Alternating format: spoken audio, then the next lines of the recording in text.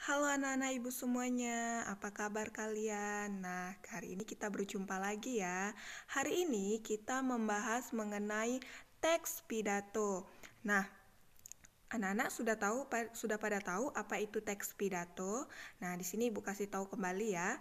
Pidato atau orasi merupakan kegiatan untuk menyampaikan sesuatu hal di depan umum atau di depan hal banyak orang. Nah, hal yang disampaikan orator bisa berupa pendapat, gagasan, informasi, atau pesan-pesan tertentu. Nah, orator itu adalah orang yang membacakan pidato. Itu disebut dengan orator.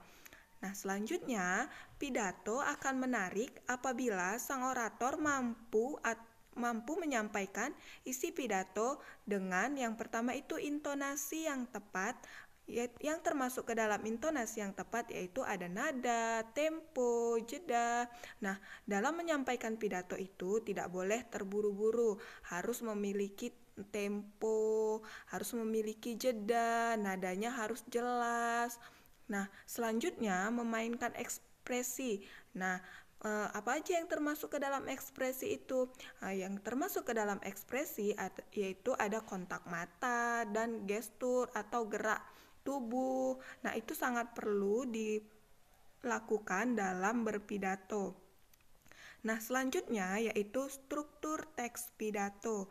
Nah, pertama, struktur teks pidato kan ada termasuk ke dalam 3 bagian.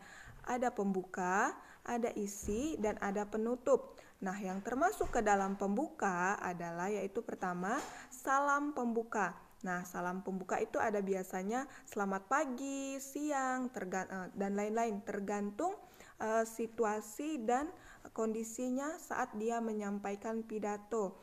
Nah, lalu ada ucapan penghormatan. Contohnya tuh seperti ini. Yang saya hormati Bapak Kepala Sekolah SMP Savarius Muara Bungo. Nah, seperti itu ya. Lalu yang terakhir itu ada ucapan rasa syukur. Nah, ucapan rasa syukur itu contohnya seperti puji dan syukur kami sampaikan atas kehadirat Tuhan Yang Maha Esa. Nah, seperti itu ya contohnya. Lalu kita masuk ke isi pidato. Nah, isi pidato itu penjelasan mengenai pendapat, gagasan, alasan, atau pesan yang ingin disampaikan. Nah, isi pidato itu harus jelas ya, harus jelas, tepat, padat. Nah, yang selanjutnya itu ada penutup pidato. Nah, penutup pidato itu adalah harapan agar gagasan dan pesan yang disampaikan bermanfaat. Nah, yang selanjutnya itu ada ucapan terima kasih.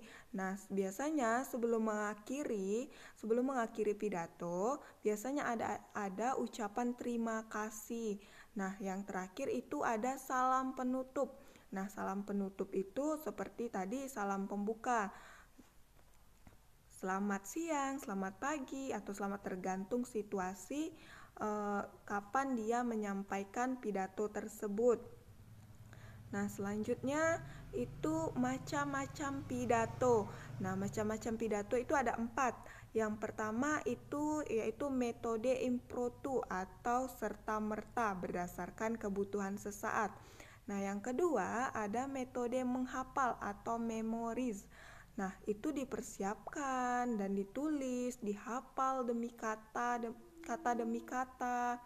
Nah, dia itu harus hafal semua yang sudah dipersiapkan, kata demi katanya harus dihafal, tidak boleh ada yang ketinggalan, semuanya harus dihafal. Nah, yang ketiga itu ada metode naskah. Nah, metode naskah di sini dipersiapkan dengan cermat. Pembicara menyusun naskah terlebih dahulu untuk acara-acara resmi. Nah, biasanya itu digunakan untuk acara-acara resmi ya. Dia itu menggunakan naskah atau membaca dengan naskah. Nah, yang terakhir itu ada metode ekstemporer atau tanpa persiapan. Nah, dia itu hanya menulis pokok-pokok pembicaraan dengan kata-katanya sendiri, dengan menggunakan variasi dan suasana yang fleksibel, metode yang paling baik digunakan, terserah dia mau menggunakan metode apa. Nah, maksudnya di sini metode ekstemporer itu metode yang mendadak. Misalnya nih, ibu suruh kalian tiba-tiba membaca pidato di depan kelas. Nah, tanpa persiapan kalian harus membacakan pidato tersebut. Nah, misalnya ibu suruh kalian membacakan pidato mengenai tentang narkoba. Nah, kalian harus mencatat pokok-pokok pentingnya saja, pokok-pokok penting mengenai uh, narkoba tersebut. Nah, selanjutnya penutupan pidato yang efektif. Nah, itu ada 10. Yang pertama itu hindari mengakhiri pidato secara mendadak atau kasar. Nah, di sini maksudnya kalian misalnya masih berada di tengah eh, masih berada di tengah, tiba-tiba kalian langsung mengakhiri pidato kalian. Padahal eh, kalian belum semuanya menyampaikan pokok-pokoknya, tapi tiba-tiba kalian mengakhirinya sehingga isinya tidak tersampaikan dengan baik. Nah, tidak boleh juga berkata kasar, harus sopan. Nah, yang kedua itu hindari memohon maaf. Nah, memohon maaf tidak boleh terlalu banyak di dalam pidato. Nah, yang ketiga itu hindari mengemukakan poin baru lagi. Nah, misalnya kalian sudah selesai membahas mengenai narkoba, nah tiba-tiba kalian memulai lagi atau membicarakan hal baru lagi atau tema baru lagi. Nah, itu tidak boleh ya. Nah, yang keempat itu hindari menjabarkan poin baru itu. Nah, kalian tidak boleh membuat tema baru lagi. Misalnya kalian hanya membahas narkoba, kalian hanya perlu menyampaikan tentang narkoba saja. Tidak boleh kalian menyampaikan lagi tentang kebersihan sekolah atau lain-lainnya. Nah, itu kan tidak ada hubungannya. Jadi itu tidak boleh ya. Nah, yang kelima itu hindari kembali ke mimbar atau podium. Nah, contohnya kalian sudah selesai nih, terus kalian kembali lagi atau misalnya kalian kebingungan seperti itu ya. Kebingungan tiba-tiba kalian bolak-balik seperti itu di podium, tidak tahu arah. Nah, itu tidak boleh ya. Nah, yang keenam itu hindari menunjukkan bahwa kita mengakhiri pidato. Nah, maksudnya di sini hindari menunjukkan bahwa kita mengakhiri pidato itu. Nah, misalnya kita sudah selesai menyampaikan isi pidato kita, kita harus langsung to the point. Maksudnya itu bahwa kita tidak boleh menunjukkan bahwa kita mengakhiri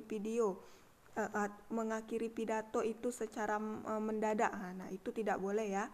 Nah, yang ketujuh itu konsisten. Nah, kalian harus konsisten dengan tema yang kalian bawa.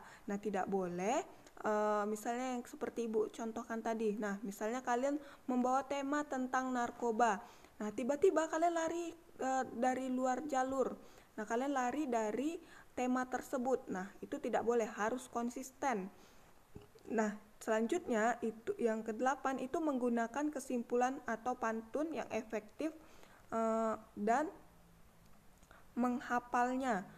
Nah, misalnya kalian sudah selesai menyampaikan pidato kalian, tapi kalian mau memasuki pidato atau menyelinginya dengan pidato. Nah, itu boleh. Misalnya kalian mau memasukinya dengan pidato, mengakhirinya dengan pidato. Nah, itu sangat baik untuk menghibur juga supaya pendengar tidak bosan seperti itu.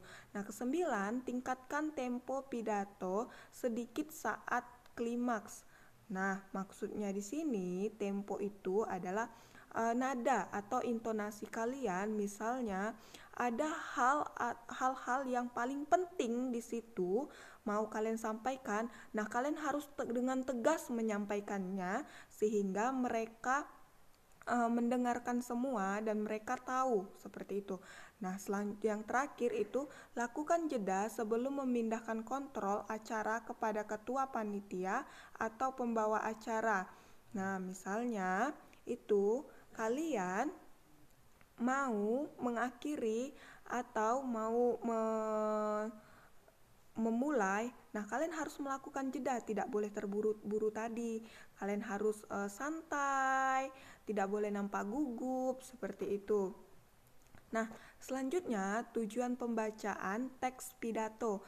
Nah, itu ada 4. Yang pertama, memberitahu atau menginformasikan pendengar. Nah, di sini tujuannya kalian harus memberitahu kepada pendengar apa yang ingin kalian sampaikan. Nah, yang kedua itu mendorong atau memberi semangat dan meyakinkan pendengar.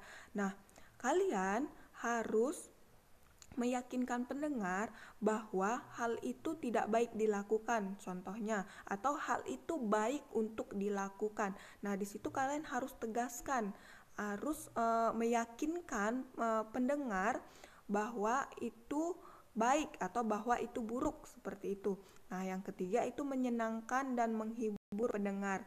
Nah, seperti tadi, kalian misalnya tidak hanya menonton, hanya memberikan materi atau hanya kalian cuap-cuap di depan saja. Nah, kalian boleh memasukkan suatu komedi atau pantun tadi, atau mengajak pendengar supaya mau ikut mendengar, atau supaya bisa tujuan menyenangkan atau menghiburkan pendengar ini, tujuannya itu supaya pendengar tidak ngantuk atau tidak bosan mendengarkan kita di depan berbicara. Ya, jadi kalian harus melakukan berbagai cara, bagaimana caranya supaya penonton itu tidak bosan atau tidak ngantuk mendengarkan kita berbicara di depan. Nah, yang terakhir itu menginginkan reaksi dari pendengar. Nah, setelah kalian menyampaikan pidato kalian, nah kalian harus lihat reaksi para pendengar kalian bagaimana. Apakah mereka menerimanya atau mereka menolaknya atau sama sekali mereka tidak mendengarkan kamu berbicara di depan. Nah, jadi kita tidak boleh hanya fokus dengan uh, fokus dengan materi kita. Kita harus fokus juga terhadap penonton atau pendengar supaya apa yang kita sampaikan tersampaikan kepada mereka dengan baik. Nah, seperti itu. Nah, sekian pembelajaran kita sampai sini mengenai teks pidato. Minggu depan atau hari berikutnya kita lanjutkan kembali ya. Dan terima kasih.